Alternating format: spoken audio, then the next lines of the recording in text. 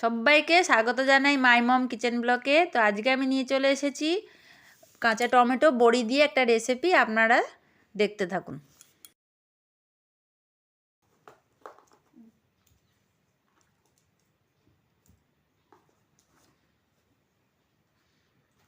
তো আমি এখানে নিয়ে নিয়েছি 4টে টমেটো, বড়ি নিয়ে নিয়েছি।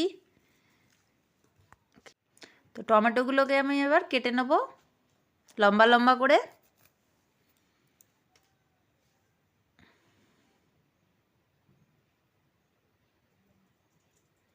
তো আমার এখানে টমেটোগুলো কাটা হয়ে গেছে।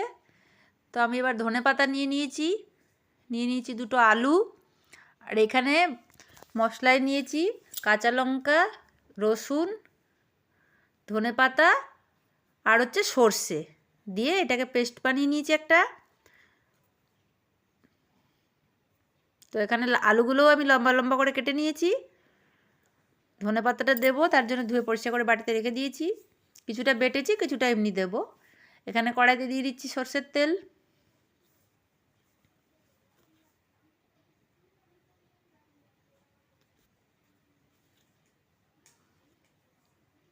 তো এবার আমি বড়িগুলোকে ভেজে নেব।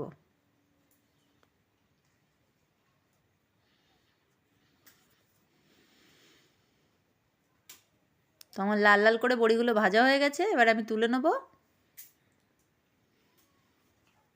তো ফোড়নে আমি এখানে দিয়ে দিয়েছি একটুখানি কালো জিরে,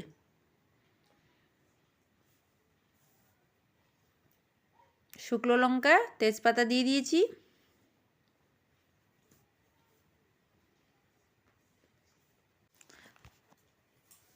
তো আমি আগে আলুটা ভেজে নেবো একটুখানি।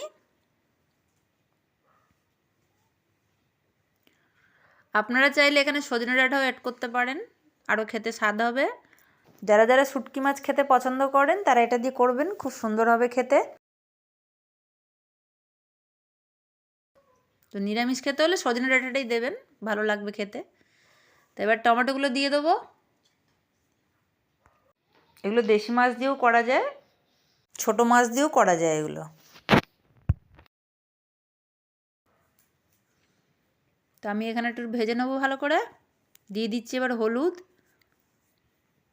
দিয়ে দেবো নুন,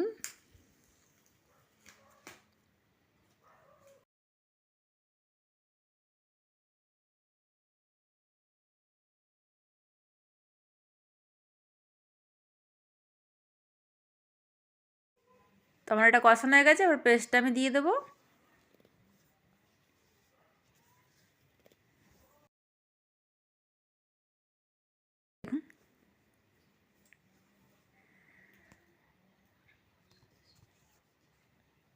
সুন্দর একটা স্মেল এসছে। দিয়ে দিচ্ছি এবার জল।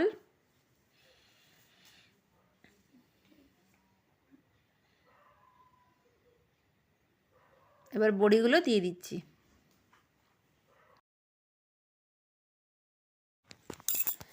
এবার দিয়ে দিচ্ছি আমি কেটে রাখা ধনেপাতাটা।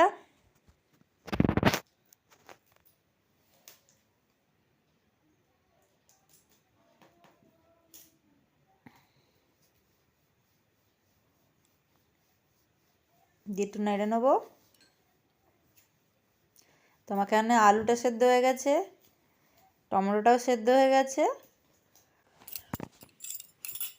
তো আমার এখানে বড়িটার মধ্যেও দেখুন কি সুন্দর ঢুকে গেছে গ্রেভিটা, বড়িগুলো নরম নরম হয়ে গেছে। তোমার তরকারিটা এবার হয়ে গেছে, আমি এবার নামাবো।